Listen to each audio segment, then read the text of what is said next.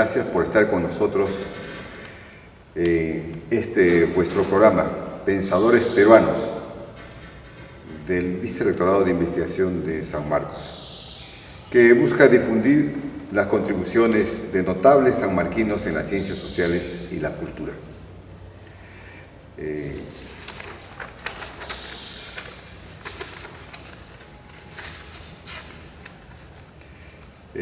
Este programa es transmitido desde La Casona, canal web de Culturas, producido por la Dirección de Cine y Producción Audiovisual, bajo la conducción y dirección general de don Mario Pozzi Escot. Bueno, esta tarde nos hemos reunido para conversar con el doctor Valdemar Espinosa Soriano. Él es cajamarquino, ¿no? Celebra su cumpleaños siempre cada 6 de julio, es el Día del Maestro. Voy a referir algo del doctor Valdemar. Él es doctor en Historia por la Universidad Nacional Mayor de San Marcos. Ha sido profesor de Historia en la Universidad Nacional del Centro. Actualmente ejerce la docencia en San Marcos, de cuyo Consejo Superior de Investigaciones es miembro asociado. Ha dictado cursos en la Escuela de Posgrado de la Universidad San Andrés de Bolivia, en la Universidad Nacional de Educación y en la Universidad de San Marcos. Ha publicado numerosos artículos sobre la historia del Perú, Ecuador, Bolivia y Argentina. Es autor de numerosos libros. Entre ellos podríamos mencionar Artesanos, Los Incas, los modos de producción del Imperio de los Incas, La caída del Imperio de los Incas, Historia de la reincorporación de Jaén de Bracamoros al Perú, temas de etnohistoria boliviana y Amazonía del Perú, historia de la gobernación y comandancia general de Maynas, sus mapas, reciente publicación que ha hecho el doctor es sobre Loreto, departamento y región, o sea, San Martín Ucayali, 1846-2000, editado por esta casa de estudios.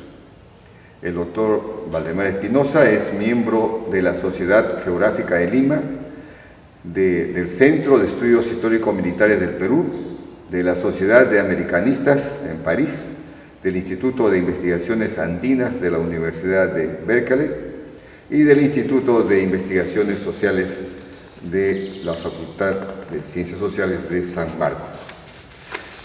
Bueno, sea usted bienvenido, mi querido doctor. Gracias por haberme invitado a esta audición, a este diálogo, que estoy seguro va a ser muy útil para los oyentes, sobre todo los estudiantes. Doctor, usted tiene pues muchos trabajos, muchos libros publicados, creo que pasan los 100, ¿no? Tiene artículos publicados aquí, fuera del país. Entonces, he creído por conveniente conversar sobre dos libros, no sobre todo. Uno es La caída del Imperio de los Incas y el otro, el último libro que hemos podido leer de usted, o sea, Loreto, departamento y región. Con relación al primero, usted señala que fueron sus mismos pueblos los que decidieron su derrota, o sea, del Tahuantinsuyo. Fueron los aristócratas regionales de las naciones de la costa y de la sierra, con su concurso franco e incontenible en beneficio de Pizarro. Fueron ellos los que produjeron el colapso de los incas. Así es. ¿Podría explicarnos, doctor? Sí, es un libro que lo escribí en la década de 1970, que considero muy importante porque puso al aire, a la luz, los verdaderos motivos de la destrucción del Imperio de los Incas, porque hasta ese momento lo que funcionaban son las conjeturas, muchas hipótesis que no llegaban a ningún resultado positivo, pero siempre la investigación seria, intensa, permitió pues, que en archivos españoles y peruanos encontráramos documentos que habían sido escritos tanto por españoles como por indígenas, donde nos ponían al corriente de las verdaderas razones existentes para el desplome de este Estado imperial el que teníamos nosotros la idea de que era poderoso, fuerte, justo, muy amado por el pueblo. Y ese libro, que tuvo mucha aceptación, fue bien comentado, acabó pues con una época sobre la cual solamente funcionaban ideas, a tal extremo de que ahora ya en los programas de la secundaria, los profesores universitarios enseñan la nueva historia. Y fue un libro que no solamente tenía el estudio teórico, preliminar, sino que iba acompañado con los documentos fuertes, fehacientes, demostrativos. Sucede pues de que el imperio de los incas, como todo imperio, el romano por ejemplo, el de Alejandro Magno, muy extensos, muy habitados, no estaban por pueblos que formaban una sola nación, no tenían el concepto de una sola patria, sino muchas naciones, muchas patrias, diferentes grupos dominantes, y el dominio pues crea mucho orgullo, mucho personalismo en las familias, en las personas que tienen ese privilegio de mandar. Y lo que sucede en el Tahuantinsuyo ha sucedido en todos los sitios del mundo. Hay gentes que están de acuerdo con aceptan la dominación extranjera, son homenajeados, son privilegiados, pero hay otros que por más premios que obtengan no olvidan el amor a su país, a su tierra, y de esto estuvo en el Perú algunos. Además, la formación de la conciencia nacional, de la conciencia patriótica, requiere muchos años, muchas generaciones, y requiere un programa de enseñanza, de estudios. Esas cosas no se llevaron a cabo en el mundo andino, de tal manera de que los incas del Cusco se dan maña, tienen algunas buenas estrategias para conquistar más de 200 naciones pequeñas. Curacazos llamamos nosotros, etnias se llaman los arqueólogos y antropólogos actuales. Muchas de esas estaban contentas y muchas también descontentas. Se ha podido individualizar a las que aceptaban, porque el poder de los incas era aplastante. Tenían ellos métodos para que sus ejércitos pudieran dominar. Comencemos por el norte, los cañares recalcitrantes, y claro, se sublevaban. Luego más al sur los chachapoyanos, y siempre viajando al sur tenemos a los pausamarcas, que es una etnia desconocida, inédita, yo creo que para el 100% de peruanos, salvo alguien que ha descubierto sus documentos, como el caso mío, que ya podemos hablar de esa nueva etnia descubierta en el Perú. Y por fin los huancas, pues. Y todas de estas 4 de ellas tenían el mismo motivo.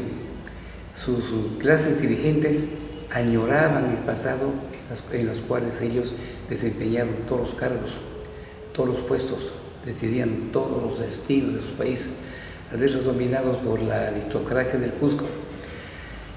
Bueno, permitían muchos privilegios, pero siempre se sentían como una aristocracia regional dominada por la aristocracia central o imperial. Eso creaba pues entre ellos un conflicto que no podía todavía resolverse, porque era muy reciente la conquista de la formación del imperio, no tenía ni 100 años cuando llegó Francisco Pizarro. Y si ahora necesitamos programas científicos, psicológicos, pedagógicos para formar la conciencia nacional peruana, imaginemos nosotros de los incas que no conocían ninguno de esos mecanismos, no pudieron, ni se preocupaban tampoco, ni se preocupaban, de tal manera de que muchas veces se sublevaban y todas las veces los castigaban severamente, porque para el sistema incaico la mejor manera de gobernar era el castigo escarnecedor. Mucho premio, mucha satisfacción para los pueblos obedientes y castigos inverosímiles, crueles para los que desacataban. De manera que en el caso de los Cañares, un señorío casi despoblado por los incas, muchas veces matando a los líderes y otras veces deportando a la gente por todo el país.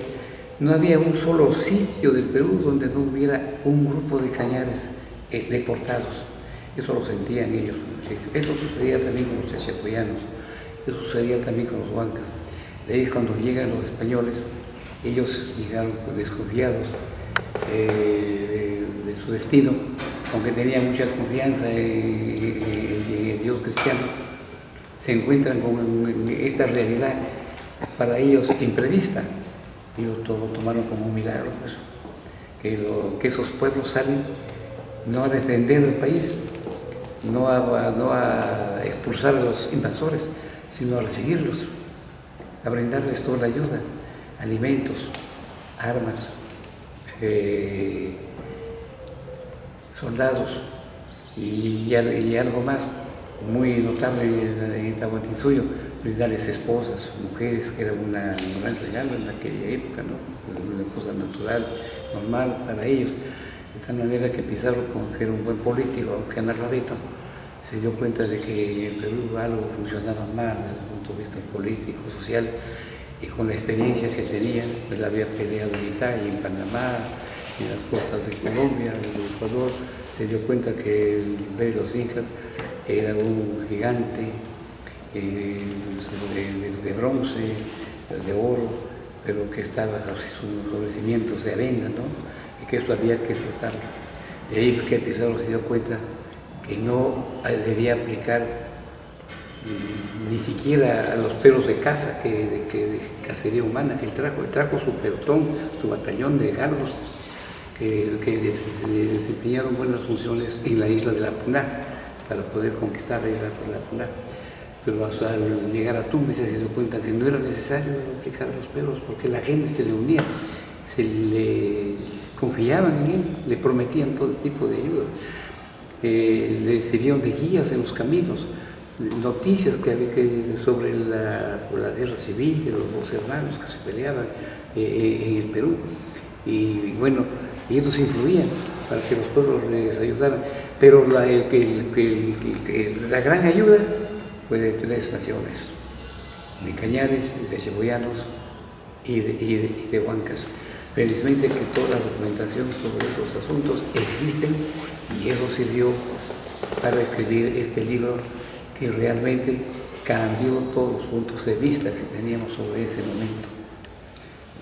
Doctor, creo que este libro es una gran contribución suya al conocimiento de la historia del Perú, porque se tenía la versión de que los españoles habían conquistado al imperio de Tahuantinsuyo, bueno, porque tuvieron el apoyo de Dios, porque tenían los arcabuces, armas de fuego, tenían los caballos, ¿no? Y que además estaban divididos los incas, tanto Huáscar como Atahualpa, sus ejércitos, y otras ventajas, pero no se conocía esta historia que usted nos está refiriendo, ¿no? De estas etnias o señoríos o curacazgos, ¿no? Estos tres particularmente, que se incorporaron al imperio del Tiahuanaco.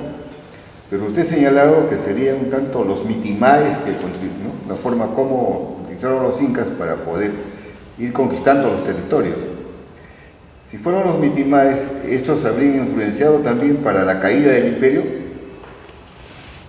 De los mitimaes no tenemos ninguna noticia documental, pero sí podemos elaborar la hipótesis de que también formarían cuerpo, pues, de la posición de las naciones de las cuales procedían.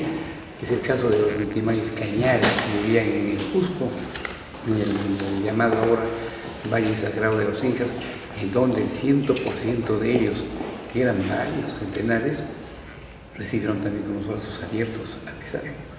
Y con eso los españoles se adueñaron de la ciudad de la capital. Doctora, usted ha señalado también que estas etnias o entre ellas estaban los huancas, ¿no? Sí, los chancas, o los guaris, además de los cañaris, ¿no? Bueno, nos preguntamos, ¿no? ¿Qué ventajas, aparte de que tengan la posibilidad de gobernar sus etnias, tuvieron estos curacascos, ¿no? El hecho de trabajar con los españoles, de brindarles su apoyo, ¿no? Ellos como etnias, ¿qué ventajas tuvieron? Fueron muy hábiles los españoles en ese aspecto, para no perder la ayuda dada al comienzo y recibir una colaboración constante a través de la colonia. Por ejemplo, los liberaban de tributos, los liberaban de mitas, pero solamente a 4 etnias de las 200 que había en el Tahuantinsuyo, es muy poco las que reciben estos premios. Y así fue en el caso de los cañares, por ejemplo, cuando Bolívar entró al Cusco, los cañares se presentaron para pedirle de no perder sus privilegios que habían usado en la colonia. No conocían el tributo, no conocían las mitas, habían crecido, habían vivido como campesinos libres pertenecientes a la corona de España. Hasta tenían escudo de armas los cañares y las habían dado con esos méritos. Ellos, gracias a su colaboracionismo, sí consiguieron vivir bien.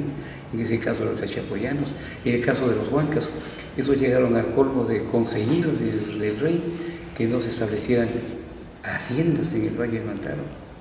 Y ahí existe el documento firmado por Felipe II. Si se habría algún español establecido en el Valle del Mantaro y formado su heredad, porque heredad le decían a las haciendas en el siglo XVI, deben a ese español sacarlo, darle tierras en otro lugar, pero todo eso queda para los ayllus huancas, es decir, para las comunidades huancas. Ahí está la razón por la cual los habitantes del Valle del Mantaro nunca han sido yanaconas de los españoles, nunca han sido mitayos de los españoles, y por eso son campesinos libres.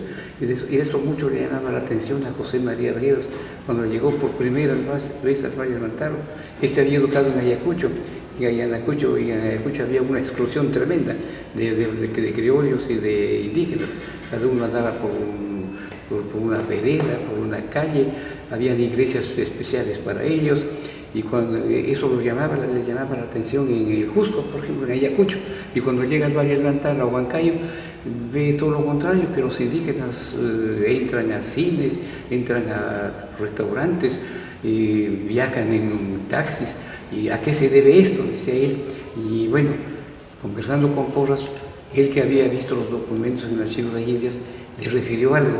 No le refirió todo porque Porras lo escondería para lanzarlo después como un descubrimiento, o quizás no leyó todo el texto que hay allá en el Archivo de Indias. Pero eso preocupaba también a José María Arguedas. ¿A qué se debe este alto estatus del campesinado de Huancayo, de Jauja, de San Jerónimo, etcétera, ¿no? Del Valle del Mantaro solamente, no del Alto Mantaro, porque esos terrenos sí fueron repartidos, pero no entre españoles, no entre curacas, huancas. Ahí los asentados fueron curacas. Heredades, ¿no? Para los huancas. Doctor, usted cuando nos refiere así tanto al Valle del Mantaro como lo que es Huamanga, digamos, también hoy nosotros podemos apreciar en el canto de estos pueblos, cuando uno escucha, por ejemplo, un huayno huanca, ¿no? O una canción huanca, se escucha muy alegre, ¿no? Muy vivo, la gente pues celebra, ¿no? En cambio en Ayacucho no. En Ayacucho, tanto en el norte como, que le digo, pues Huanta o Huamanga, o en el sur, casi parece que denotan un poco de tristeza, ¿no? ¿Será eso? Parece que gimen, lloran a llanto. Todas las canciones folclóricas del Perú, excepto de los cañares, de los villapoyanos, los lamarquinos y huancas, son de tristeza, efectivamente. Y estos son de alegría. Hay que aclarar también que en el caso de los huancas cuando yo estudiaba allá, los estudiosos, los antropólogos, habían catalogado 44 danzas en todo el Valle del Mantaro, porque parece que cada pueblo tiene su danza particular. Algunas hay que son huancas de todo el Valle del Mantaro, que había descubierto que 40 son de origen español. Y 4 eran de ellos.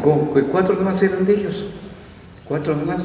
Y con qué gusto que visten y bailan y tocan los instrumentos de origen español y bailan lo español.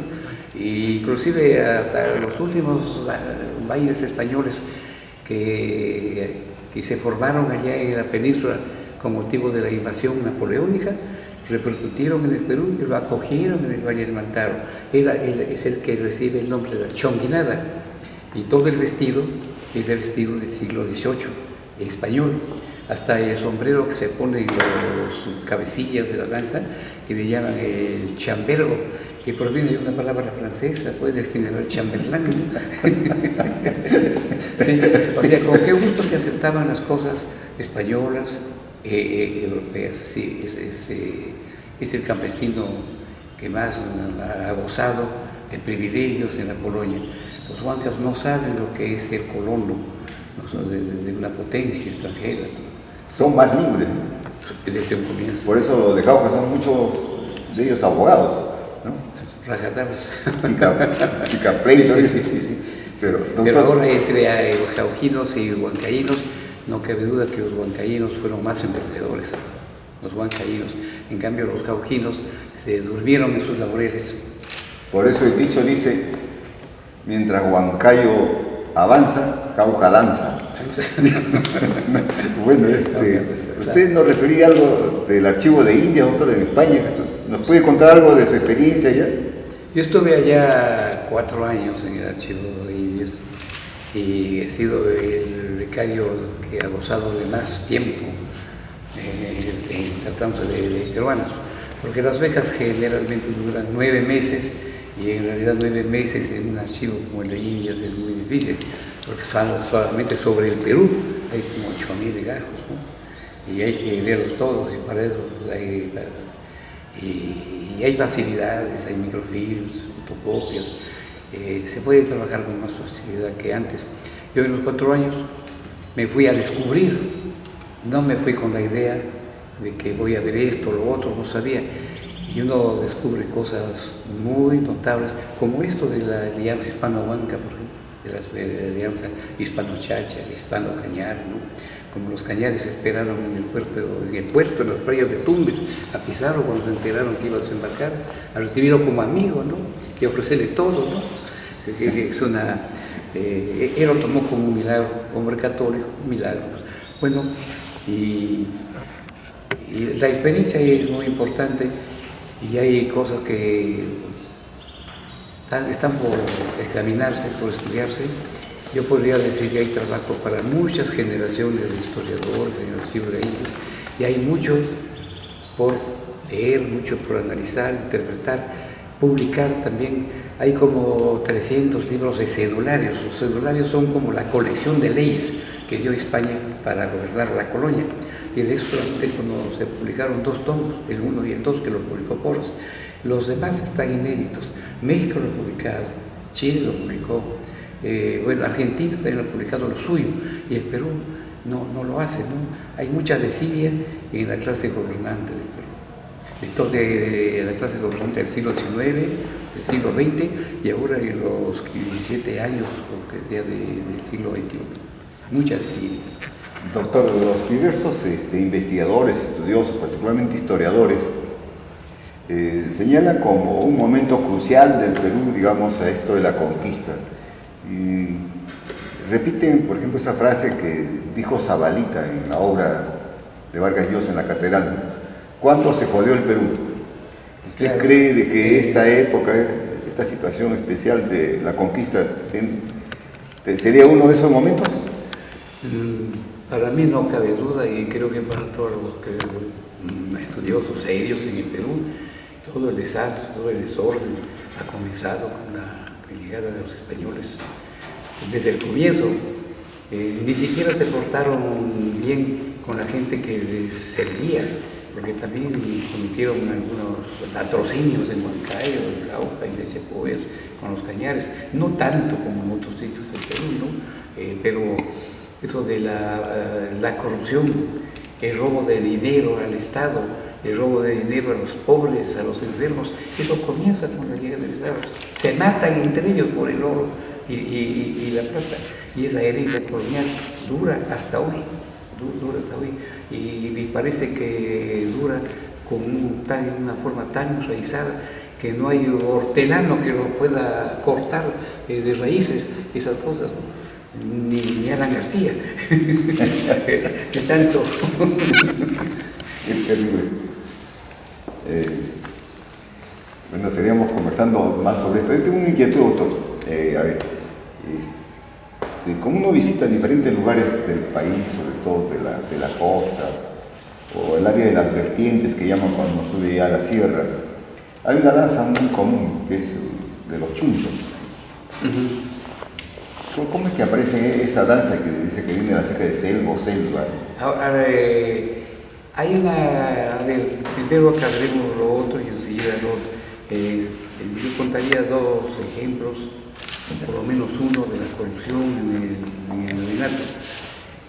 El propio virrey era un gran ladrón, al extremo de que para él debía funcionar el juicio de residencia. Al terminar su mandato, todos debían salir a declarar libremente sobre lo bueno y lo malo. Pero él siempre se salvaba porque al sucesor le hacía un buen regalo de recepción, que era una bolsa llena de oro o llena de plata, que era ya comprarlo, ablandarlo, era una de ellas. Y la otra forma también muy hábil de adular al rey y cortar toda averiguación, toda sanción, era el día de su cumpleaños, haciéndole un gran regalo. Y eso aquí a cuenta de quién corría, de los dueños de minas. Hay minas en Cerro de Pasco, hay minas en Potosí, minas en Silache, minas en Toca, minas en Huancayo, todo pónganse a su acuerdo, se ponen de acuerdo y le hacen un obsequio de plata que pesa tanto como su cuerpo. Ellos averiguan cuánto pesa un virrey y le envían. Y eso cierra la boca al virrey, pues. Eso motiva una competencia con lo bueno y con lo malo en el Perú. Es la corrupción, una corrupción cultivada por los magnates a favor de otro magnate que era el virrey. Entonces un hombre pobre que llega de España regresa rico a España. Y ahí porque cuando en Madrid llegaba la noticia de que murió el virrey del Perú o se cumplió el plazo del rey del Perú, los pretendientes surgían por docenas para ocupar el cargo, y todos ellos con sus padrinos, con su influencia, con sus amigos. El virrey se veía en apuros para poder atender a sus amigos y enviar, pero siempre ganaba pues el que más audaz, el más vivo, y venía no por la intención de gobernar, de poner paz, de enseñar la fe cristiana. Él venía con la intención de enviar dinero continuamente a España para que sus familiares pusieran negocios, o para regresar él también para comprar haciendas en España, buenos latifundios en España. Eso está ya estudiado, porque existen procesos. Los juicios de residencia se guardan íntegramente en el archivo de Indias y hasta ahora no hay un historiador peruano que estudie los juicios de residencia para estudiar la corrupción de los virreyes solamente, ¿no? Bueno, y en cuanto a esta otra, ya pasamos a la segunda parte, que versa sobre... Te hablé de la danza de los chunchos, porque de los chunchos. he visto en Murra que habla sobre eso también. Sí. Llama la atención de que exista esta danza de selvícolas, tanto en la sierra ecuatoriana como en la sierra peruana e inclusive en la sierra boliviana, aunque de Bolivia no se comenta mucho dada la intensa comunicación que había entre selva y sierra. Pero en el Perú, por ejemplo, porque hay danza de chunchos en el Valle del Mantaro, hay danza de chunchos en Cajamarca, pues por la sencilla razón de que los incas se preocuparon por la selva. querían tener acceso a la selva, querían inclusive conquistar a los selvícolas, pero era imposible, porque la cultura o la de la sociedad costeña, la sociedad serrana, es muy diferente a la selvícola. Pero al Estado inca le convenía tener relaciones con la selva, principalmente porque de la selva salen las plantas medicinales. Toda la medicina es herbolaria y esas plantas no hay en la costa, no hay en la sierra, hay que traerlas entonces de la montaña. E inclusive los mejores curanderos son de la montaña. Hay que tener buenas relaciones. Entonces las relaciones es de reciprocidades, mucho regalo a los curacas selvícolas y entonces mucho agradecimiento de ellos a los serranos y hay mucho contacto entonces los servícolas aprenden también costumbres serranas, usan instrumentos serranos, danzas serranas, y los serranos que son muy hábiles para convertir en danza todas las actividades de la vida, también danzan como los chunchos y todavía queda en el Perú, porque somos pues, muy conservadores en todo, esas danzas selvícolas, la del chuncho. Y chuncho es una palabra peyorativa a partir del siglo XVIII. Antes del siglo XVIII el chuncho no era peyorativo, era una cosa que simbolizaba dignidad, prestigio, porque significaba hombre de grandes conocimientos de curandería. Eso no lo hacía cualquiera. El médico de cabecera de los incas, entre sus médicos de cabecera, siempre había uno selvícola, porque él es el que conocía mejor las hierbas, y de él aprendían los curanderos peruanos. Ahí está, era una gente con prestigio, por ese motivo. Y los chuchos eran tan hábiles que inclusive recorrían ya la sierra peruana vendiendo sus objetos medicinales, pero los que mejor aprendieron esta actividad de los chuchos fue la etnia Callaguaya. Callaguaya le llamamos nosotros, pero el nombre auténtico es Carabaya, pues, que ahora está dividida en dos. Una parte pertenece a Puno y la otra pertenece a La Paz, pero antes era una sola unidad, ¿no? Sí. Bien, doctor, qué interesante todo esto. Estaríamos conversando sobre, te propuse que inicialmente, para iniciar, que podríamos conversar algo sobre su último libro, voluminoso, realmente muy interesante, doctor.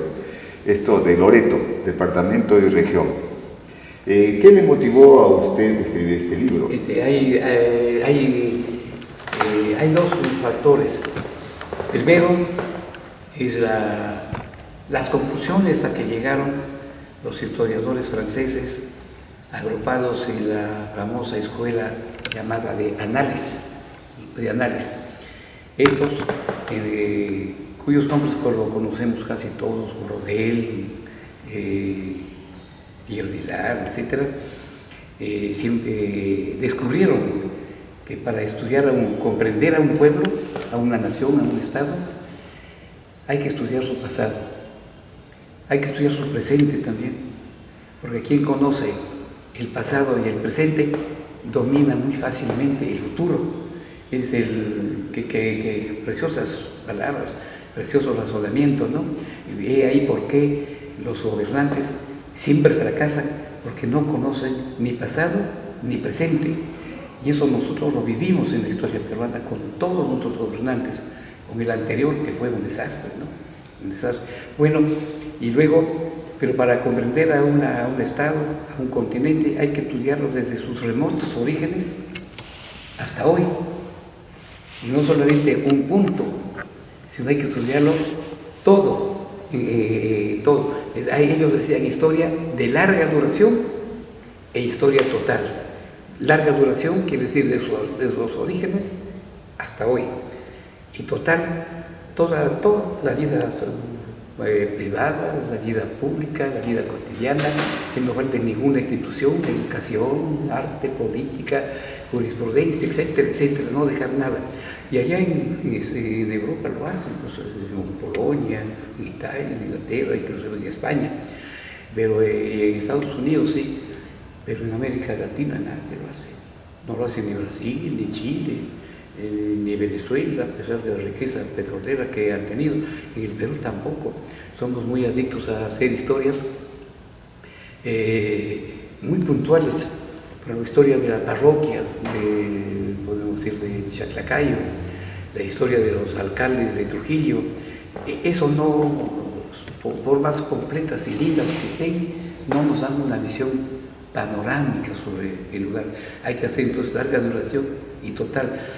Y a mí me llamó el Banco Central de Reserva hace muchos años a consultarme qué hacer para que el banco pudiera también colaborar en este lío que tenía con este diferendo con el Ecuador por Maynas, pues, porque Tumbes y Jaén ya se había resuelto, pero lo de Maynas quedaba latente hasta la época de Fujimori. Entonces el banco, que no tenía aparentemente por qué meterse en estas cosas, había pensado su directorio cómo colaboraría el banco a resolver este asunto. Me dijeron qué hacer y yo entonces encontré que era la ocasión oportuna para proponerles una historia moderna de larga duración del departamento de Loreto, desde los orígenes en el siglo XV hasta hoy, en el año 2000 solamente. Pues presenté el proyecto y les cayó muy bien. Salió la obra en 2 volúmenes voluminosos. El primero se publicó inmediatamente, que es del origen del siglo XV hasta mediados del XIX. Digo voluminoso, igual que el segundo. Lo publicaron inmediatamente, 1000 ejemplares, que se agotó muy rápido. El problema vino en el segundo tomo, la segunda parte, desde el capítulo 7 hasta el 12, vino el problema, porque se trata de la República, y trata de República, siglo XIX, siglo XX, de departamento de Amazonas, que es el siglo o los siglos más nefastos pues, de la historia del oriente peruano, en todo sentido, una colonización inhumana, como los trabajos del caucho, hasta la evangelización fue inhumana en el siglo XIX y XX, porque empleaban las técnicas del siglo XVIII, muy avanzadas en su tiempo, pero ya no avanzadas en el siglo XIX y XX. Y luego unos gobernantes desconocedores de la geografía, de la historia, de la sociología peruana, unos prefectos iguales, con excepción de uno que otro. Y luego unos ministros de Relaciones Exteriores completamente ignorantes que no sabían defender el territorio peruano, al extremo de que el Perú ha perdido la mitad de su territorio en esta lucha de fronteras. Si sumamos lo que se ha perdido con el Ecuador, con Colombia, con el Brasil, con Bolivia y con Chile, hemos perdido la mitad del territorio. Teníamos más de 2,5 millones de kilómetros y nos hemos quedado con 1,250,000 kilómetros cuadrados. Y de eso se hacía hincapié en el segundo tomo, párrafos muy críticos contra estos señores, que culpables para la disminución del territorio peruano. Regalaron el territorio peruano.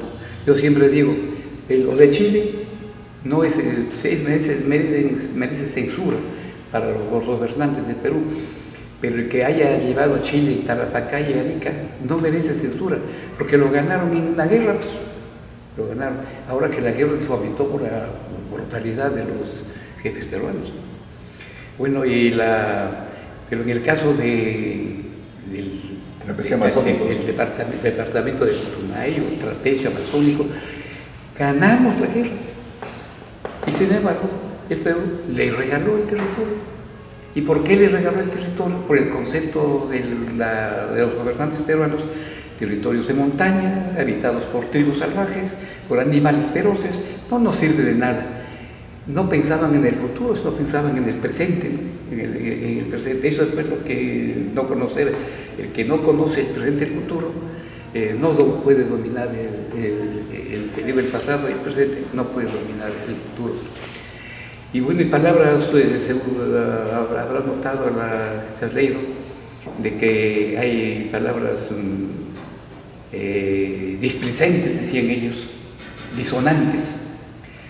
Ese libro del segundo tomo no se puede publicar, salvo que se corten todos esos párrafos, que son varios párrafos, en diversos lugares, y como yo me opuse, entonces no se haya publicado eso.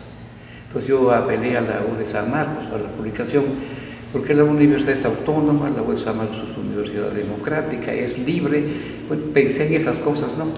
Y aún me dijeron ellos, ni San Marcos puede publicar este libro, me dijeron los del ministerio, porque San Marcos vive del Estado, y con el dinero del Estado no se puede atacar a los gobiernos amigos, a las naciones hermanas. Pero no, le digo, la U es autónoma, era autónoma pues hasta ese momento, ¿no? Entonces no se había dado la última ley. Bueno, y en San Marcos nos ha acordado, no ha habido oposición en la facultad, lo que hay es falta de dinero. Acudimos al vicerrectorado de investigación para completar la cifra, para que el segundo tomo saliera en el mismo papel, la misma calidad, marfileño, son cerca de 600 páginas, y se publicó muy pronto. Pero en cuanto al tiraje, acordamos que solamente fuesen ya no 1000 ejemplares, como lo hizo el fondo editorial, sino lo del Congreso, sino como 500 ejemplares, como de San Marcos. ¿Y por qué? Porque ahora la juventud no lee menos. Entonces publiquemos más la mitad, si no nos vamos a quedar con el almacén lleno de libros. El primer tomo se agotó, pero en el segundo, dada la realidad que el alumno ya no lee, que todo el trabajo lo saca de la computadora y se lo saca de frente de la computadora y no lo lee y lo entrega al profesor, vivimos una crisis. Sí. Baja y copia, ¿no? Los estudiantes. Baja y copia, sí. No, y llegará el momento que le saque solamente 100 ejemplares. Sí, pues es un libro muy, muy interesante. Yo creo que todos deben de conseguir el libro, comprarlo y leerlo. Sobre todo estos 2 últimos siglos. Sí, sí. La situación que vive el Perú, como su frontera, como usted ha señalado, se ha disminuido más o menos en 1000 kilómetros. Sí. Todo lo que es el río Putumayo. Sí, sí. Y además de la depredación que hacen, ¿no? Así como depredan o han depredado el caucho, han depredado otros recursos naturales, están depredando el petróleo, el pescado. Sí, sí, el pescado. Es una depredación feroz. Igualmente hay otras depredaciones como los hidrocarburos, en fin. Pero eso es una situación que también debemos investigar, sí, y verlo, ¿no? Eso me llevó a cabo, me llevó a hacer una historia moderna, pues, de larga duración y completa. Y es el único departamento del Perú o región del Perú que tiene una historia de larga duración y total. Lo demás está por hacerse, ¿no? ¿Y quién lo hará en esta época en que la investigación disminuye, la lectura ha desaparecido? Tenemos que actuar de una manera diferente, doctor. Un reto muy grande para las universidades públicas del Perú. Claro, por ejemplo, en eso de la pérdida de los territorios, ¿no? Lo del departamento de Putumayo y todo eso, parece que fue un arreglo con Estados Unidos. Un arreglo para que así pudiera, para echar humo sobre el caso de Panamá. Pues, claro. Estados Unidos sublevó al departamento de Panamá, que era de Colombia, para que se entregara, se vendiera. Y luego hay que compensar eso a Colombia, dándole la misma extensión que a Putumayo. Esa fue la razón. Es la razón de fondo. Sí. Claro. Y hay unos hermosos libros también de Ernesto Yepes, con la frontera chilena y con la frontera ecuatoriana. ¿No? Pero lo suyo me parece que es muy, muy importante, y yo invito a todos los intelectuales, ¿no?, profesionales, estudiantes, a leer este libro del doctor Valdemar Espinosa.